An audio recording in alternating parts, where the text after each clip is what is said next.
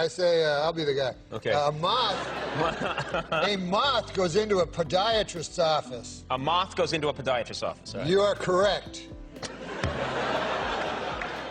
A moth goes into a podiatrist's office, and the podiatrist's office says, "What's the problem?" And the moth says, "What's the problem? Where do I begin, man?" He goes, "I go to work for Gregory Olinovich, and all day long I work." Norm Macdonald had a gift for turning normal conversations into comedy chaos. Sometimes he didn't even tell a joke. He just let the moment get more and more uncomfortable. And somehow it became hilarious. Because Norm didn't rush the punchline, he let the silence do the work. And that strange style is exactly why so many comedians believe Norm Macdonald might be the greatest comedian who ever lived. Norm slowly builds one of the strangest long jokes ever told on late-night TV, an extended Shaggy Dog-style story with a purposely absurd ending that keeps the audience hanging on every word. The driver we sent to pick you up told you a joke. Yeah. And you're going to tell it now on the show. Yeah, that's how I get a lot of my material. Okay. Why don't we just have him on next time? That guy. That guy. No, wait till you hear me do it. So the guy, he goes, I say, I'll be the guy. Okay. A moth goes into a podiatrist's office. A moth goes into a podiatrist's office. Right. You are correct. A moth goes into a podiatrist's office, and the podiatrist's office says, "What's the problem?" And the moth says, "What's the problem? Where do I begin, man?" He goes, "I go to work for Gregory Olinovich, and all day long I work." Honestly, Doc, I don't even know what I'm doing anymore. I don't even know if Gregory Olinovich knows. He only knows that he has power over me, and that seems to bring him happiness. But I don't know. I wake up in a malaise, and I walk here and there. And the podiatrist says, "Oh, yeah?" And the moth goes, "Yes." And he goes, "At night, I sometimes wake up and I turn to some old lady in my bed that's on my arm. A lady that I once loved, Doc. I don't know where to turn to. My youngest, Alexandria."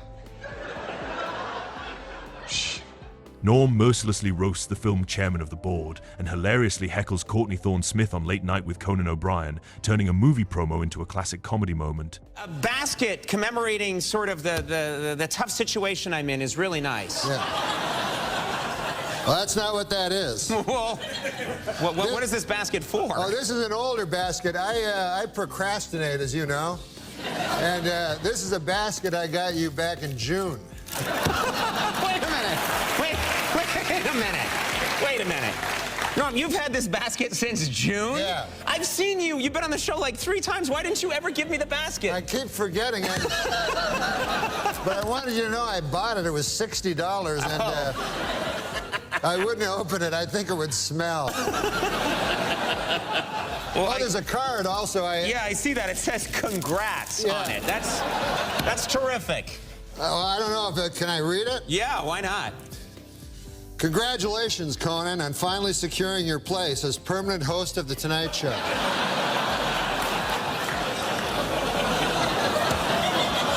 At the Comedy Central roast of Bob Saget, Norm intentionally delivers corny, old-school jokes that subvert roast expectations and leave the audience stunned before cracking up. You saw her in Noah's place? He said, "No, I was watching Tom Snyder, and she was on, and she was a great guest." And I said, "Wait a minute, that's the show that's opposite our show."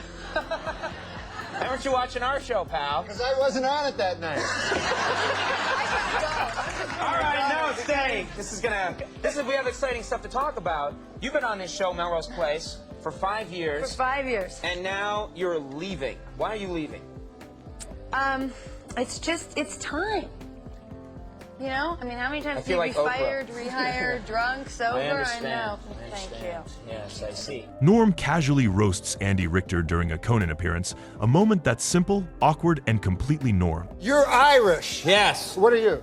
Swedish-German. Swedish German. Are you really? Yeah, really. Why would I lie about that? It's not funny. It's very odd, 'cause It's a very strange lie. I put one over on those people. Yeah. Swedish-German. No, I'll tell you why it's funny, man, because I I was in Georgia, Atlanta, Georgia. Yeah. I met a good old boy down there, and he said, he said, you know Andy Richter? Yeah? Yeah, he did? Yeah. You met a guy in Georgia and he said, you know Andy Richter? Oh, yeah, you guys do well there. Oh. And he said, I said, yeah. Norm turns a seemingly ordinary interview question into a ridiculous improvised story that only he could make funny. I says, why is that? He says, I made $450.05 last night. Wow. I said, what on earth? He goes, yeah, I did some tricks there, you know, they call it.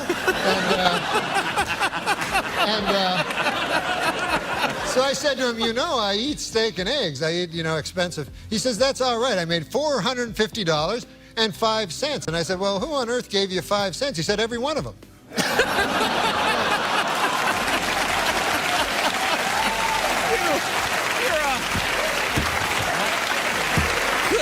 Norm stretches a simple conversation into one of his signature rambling bits, unpredictable, absurd, but hilarious. Well, you know, a man grows.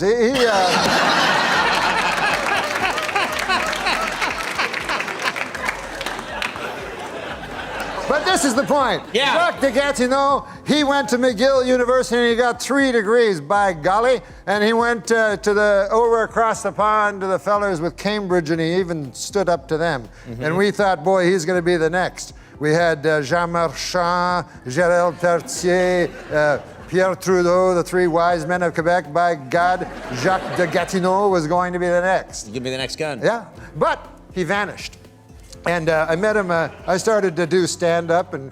Norm's fun Saving Conan interview segment turns what could have been normal talk show banter into genuinely funny improvisation. Norm, you're sick and you're all over her like a bear rug. Just leave her alone. No, you know, because before, during the commercial, I was saying I had a huge crush on her. Yeah. And then you said you did too. I said I did. When you were on Day by Day, I developed this big crush on you. And this whole talk show is a scheme to get you here. I liked it when she was on the Tomorrow Show with Tom Snyder.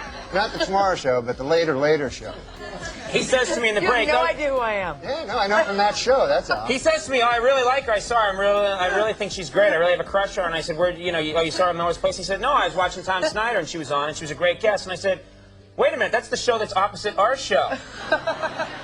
Norm delivers one of his classic deadpan punchlines during an interview, a short but unforgettable Norm moment. That's rich. Look,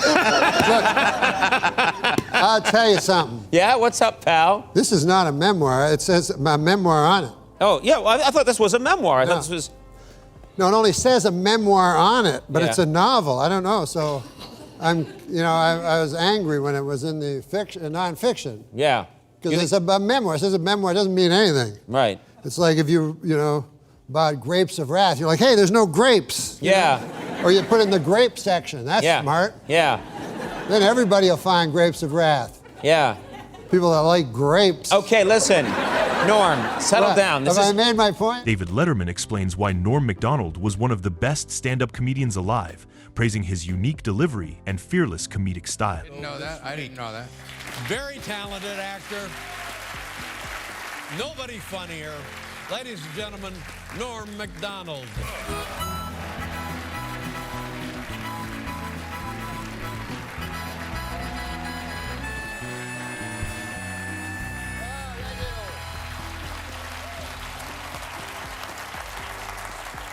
Thanks, guys. Listen, I don't want to brag or anything, but me and Oprah are making the same money tonight.